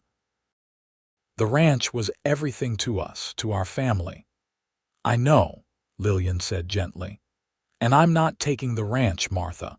It will be sold to settle Harold's debts, but I've instructed Mr. Peterson to ensure you receive a portion of any remaining funds. Enough to establish yourself comfortably elsewhere. It was a gesture Lillian had decided on without consulting anyone, not even Ethan. Despite everything, Martha was an elderly woman who had just lost her only child. Lillian would not see her destitute. Martha stared at her, confusion replacing some of the hostility in her gaze. Why would you do that? After the way I treated you? Because holding on to bitterness serves no one, Lillian replied simply. And because I've learned that true worth lies in how we treat others, especially those who have wronged us. The older woman's posture seemed to collapse slightly, as if the fight had suddenly gone out of her. You've changed, she observed. Yes, Lillian agreed. I have. After Martha left, Ethan appeared in the doorway, having clearly overheard at least part of the conversation from the next room where he had been working. That was generous, he commented. More generous than she deserves. Lillian shrugged. Perhaps. But it's who I want to be now, someone who chooses compassion over retribution, even when it's difficult. Ethan's expression softened with something that looked remarkably like love. I always knew you were extraordinary, Lillian Porter. Now you're proving it to the world. By the end of the week, Lillian had settled all of Harold's affairs. The house was under contract to be sold to a young doctor moving to Hot Springs. The furniture either shipped to Deadwood or sold. And arrangements made for Martha Harrison to receive a modest but sufficient income from what remained after Harold's debts were paid. On their final evening in Hot Springs, Ethan suggested they have dinner at the hotel restaurant, a proper meal, before beginning their journey back to Deadwood the following day. A celebration of sorts, he explained, of endings and new beginnings. Lillian wore her best dress, her hair arranged more elaborately than usual. As they sat across from each other in the quiet restaurant, she was struck by how different this meal felt from all the others they had shared. There was an air of expectancy between them, a sense of threshold about to be crossed. After they had ordered and been served, Ethan raised his glass in a toast. To Lillian Porter, he said, deliberately using her maiden name, the most courageous woman I have ever known. Lillian smiled, touching her glass to his. And to Ethan Hayes, the man who showed me what true partnership looks like. They ate in companionable silence for a time, enjoying the good food and better company. Finally, as they were finishing their meal, Ethan reached across the table to take her hand. "Lillian," he began, his voice serious, "there's something I've wanted to ask you since the day we received news of Harold's death. But I've held back, not wanting to rush you or appear insensitive to your situation." Her heart began to beat faster, though she kept her expression composed. "You can ask me anything, Ethan. You know that." He nodded, his thumb tracing gentle circles on the back of her hand. "When we return to Deadwood, when all the dust has settled from this journey, I would like to court you properly, openly, honestly, with the intention of building a future together if that's what you want as well." Though she had anticipated something along these lines, the simple directness of his request still took her breath away. "I would like that very much," she replied, her voice steadier than she felt. Ethan's smile was like sunshine breaking through clouds. "I promised myself I wouldn't rush you, that I would give you time to find your footing as an independent woman before asking for more. But these past 2 months, watching you grow stronger and more confident every day. Lillian, I fall more in love with you with each passing hour." The declaration, spoken so openly in the quiet restaurant, sent warmth cascading through her. "I love you too, Ethan," she said, the words feeling both momentous and completely natural. "I think I began falling in love with you that first day on the road, when you told me I deserved better than what I was fleeing." His fingers tightened around hers. "I meant it then, and I mean it now. You deserve everything good this world has to offer, Lillian. And if you'll let me, I want to spend my life making sure you have it." It wasn't quite a proposal, they both knew it was too soon for that, but it was a promise of one to come when the time was right. For now, it was enough. They returned to Deadwood the following day, the stagecoach journey passing quickly as they talked about the future that now seemed spread before them like an open road. Back at the Grand Central, Mrs. Ellison welcomed Lillian with genuine warmth, having missed her skillful work during her absence. Life resumed its rhythm, but with subtle differences. Ethan called on Lillian formally now, bringing flowers or small gifts when he visited. They attended church together on Sundays, his hand at the small of her back as they walked down the aisle to their seats. In the evenings, they often sat together in the hotel's parlor, sometimes reading in companionable silence, other times engaged in lively discussion about books or current events. It was a proper courtship, conducted with all the respect due to Lillian's recent widowhood, yet warmed by the deep understanding that had grown between them during their unconventional beginning.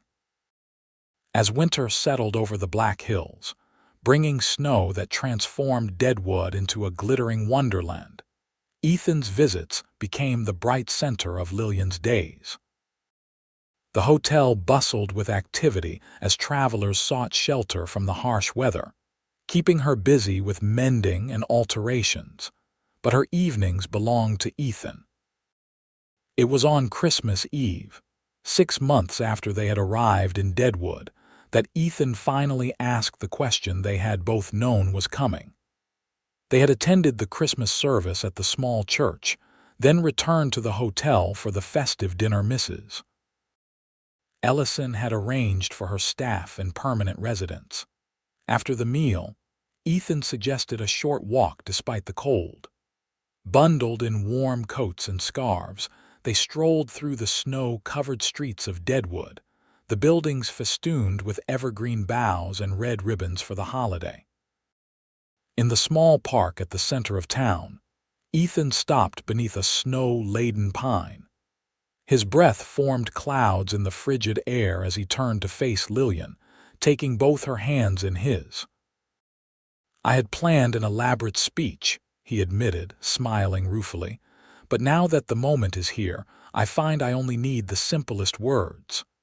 He drew a small box from his pocket and went down on one knee in the snow. "Lillian Porter, you are worth everything to me. Would you do me the great honor of becoming my wife?" Tears sprang to Lillian's eyes, freezing almost instantly in the cold air. "Yes," she said, her voice clear and certain. "With all my heart, yes." Ethan rose and slipped the ring onto her finger, a simple gold band set with a small but perfect diamond that caught the light from the nearby street lamp.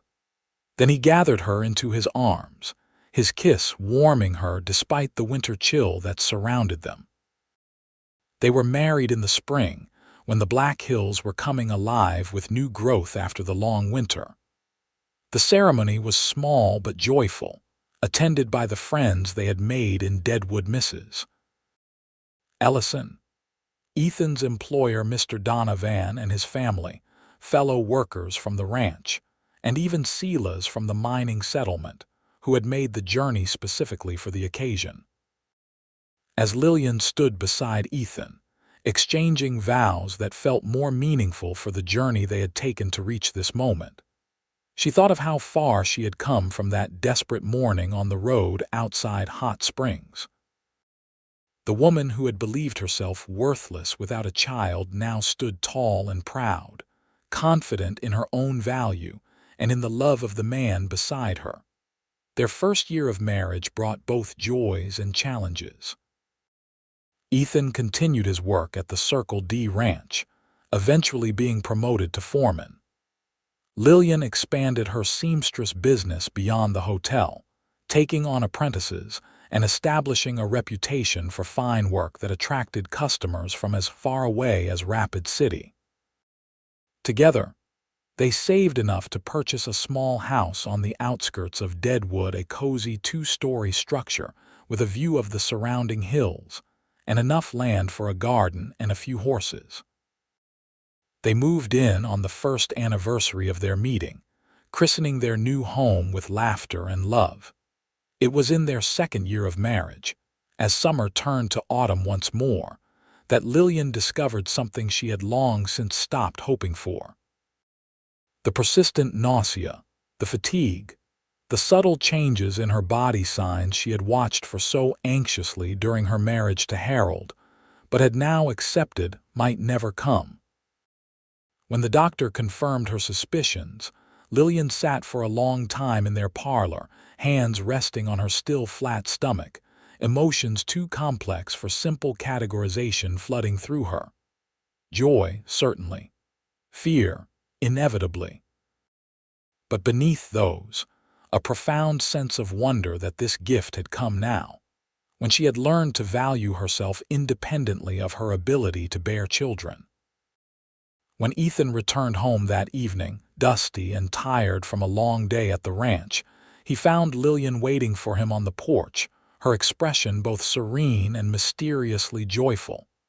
"What is it?" he asked, immediately attuned to the significance of her expression. "Has something happened?" Lillian rose from her chair, crossing to where he stood. Taking his hands in hers, she placed them gently on her abdomen. "Something has happened," she confirmed, her voice soft with wonder. "Something I once thought impossible." Understanding dawned in Ethan's eyes, followed by such naked joy that Lillian felt tears spring to her own eyes in response. "A baby," he whispered, as if saying it too loudly might make the miracle disappear. "Yes," Lillian confirmed. "Due in early spring, according to Dr. Matthews." Ethan let out a whoop of delight, lifting her off her feet in a careful embrace before setting her back down with sudden concern. "I didn't hurt you, did I? Or the baby?" Lillian laughed, the sound pure and free. "We're both fine, Ethan. Strong and healthy, the doctor says." His expression grew serious as he studied her face. "And how do you feel about this, after everything with Harold?" It was typical of Ethan to think first of her emotional well-being, to understand that this pregnancy might carry complicated associations for her. His consideration only deepened her love for him. "I feel grateful," she said after a moment's reflection. "Not because this makes me more valuable or complete as a woman. You helped me understand that I was already those things. But because this is a gift I didn't expect to receive, and because I'll be sharing it with a man who would have loved me just as completely without it." Ethan drew her close, resting his cheek against her hair. "You're everything to me, Lillian Hayes. With or without children, you're my heart's home." The months of pregnancy passed with Ethan's constant, attentive presence, making even the difficult days bearable. Unlike Martha Harrison, who would have seen Lillian's condition as merely the fulfillment of a duty, Ethan treated the growing life within her as a miracle they were experiencing together. He read books on childcare, built a cradle with his own hands, and spent long evenings with his head resting gently against Lillian's expanding belly, talking to the baby in tones of such tender anticipation that she sometimes wept at the beauty of it. Their son was born on a clear April morning, entering the world with a robust cry that had Dr. Matthews chuckling in approval. "Strong lungs on this one," he commented as he placed the swaddled infant in Lillian's arms. Looking down at the tiny face so perfect, with Ethan's strong brow, and what might become her own determined chin, Lillian felt a love so powerful it seemed to rewrite every disappointment of her past.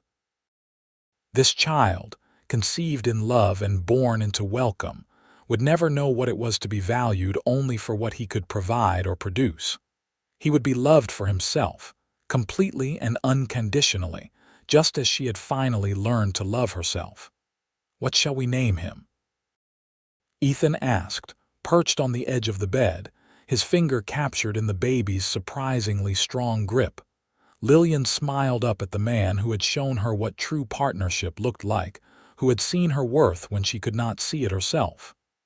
"James," she said, "after your father. And Thomas for my own." "James Thomas Hayes." Ethan tested the name, his voice tender. "A good, strong name for a good, strong boy." As she watched father and son together, Lillian reflected on the strange, winding path that had brought her to this moment. The pain of her first marriage had seemed like an ending, but it had been merely a difficult passage to a beginning she could never have imagined. 3 years later, on a summer evening as they sat on their porch watching young James chasing fireflies in the yard, Lillian shared this thought with Ethan. Their daughter, Emily, just 6 months old, slept peacefully in his arms while Lillian rocked gently in her chair.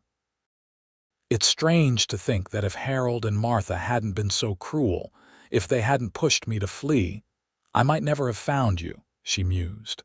"Something beautiful growing from something painful." Ethan reached across the space between their chairs to take her hand, his touch as reassuring as it had been that first night in a rain-drenched lined shack. "Like wildflowers after a prairie fire," he suggested. "The blaze seems like destruction, but it clears the way for new growth." Lillian nodded, watching as James triumphantly captured a glowing insect, his delighted laugh carrying across the yard. "I've been thinking about Martha recently," she admitted, "wondering how she is." "Do you regret leaving her the money?" Ethan asked, no judgment in his voice. "No, not at all. But I've been thinking that perhaps I should write to her. Let her know about James and Emily." She glanced at her husband. "They're her grandchildren, after all, even if only through marriage." Ethan considered this, his expression thoughtful. "If that's what you want to do, I support it. Forgiveness is never wasted, even on those who may not deserve it." Lillian squeezed his hand, grateful once again for his quiet wisdom. "I'll write tomorrow. She may not respond, but at least I'll have made the gesture." To her surprise, Martha did respond. The letter that arrived a month later was stiff with formality, but not unkind. The older woman thanked Lillian for her information and enclosed a small silver cup that had been in the Harrison family for generations, suggesting it might be used when James was old enough.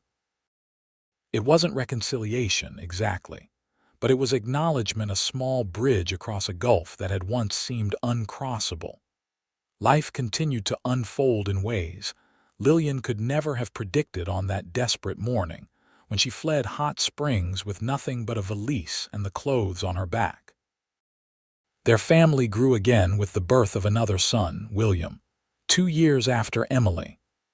The seamstress business flourished, eventually becoming a proper dress shop that employed 5 women and was known throughout the Black Hills for quality work. Ethan, too, prospered.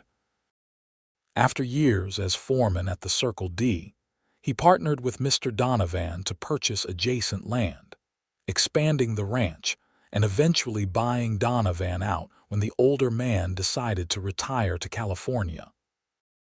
The Hayes Ranch became known for its fine horses, many bred from descendants of Rusty and Penny, who lived out their days in comfortable retirement in the ranch's best pasture.